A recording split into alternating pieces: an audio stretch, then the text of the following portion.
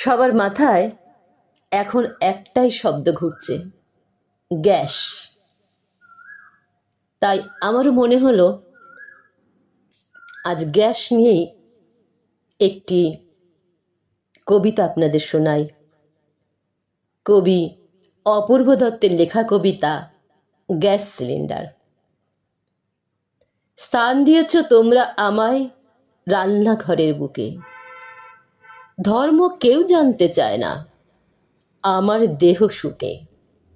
হিন্দু ঘরে ছোঁয়াচে মেখে মুসলিম ঘরে যাই, মুসলিম ঘরের আদর মেখে হিন্দুর হেসেল পাই। জাত কি আমার কেউ জানে না, প্রশ্ন করে না কো। ভারতবর্ষে আমি হলাম সব ধর্মের সাঁকো। রান্না করে গোস্ত গরু ছুঁয়েছি কি আমায়? হিন্দু ঘরে এই প্রশ্নে কেউ না মাথা ঘামায়। শূকর ছাগল মাংস রান্নার হাত লেগেছে কি গায়ে? ধর্ম কিংবা জাত দিয়ে আমায় অচ্যুত করে নাই। বিচিত্র আমার জন্মভূমি, তবুও কিন্তু আমার বেলা খেলে না কেউ আমায় নিয়ে জাত ধর্মের খেলা। আমার দেশ স্ফুলিঙ্গ ঠাসা, ভয় কি সবার তাতে?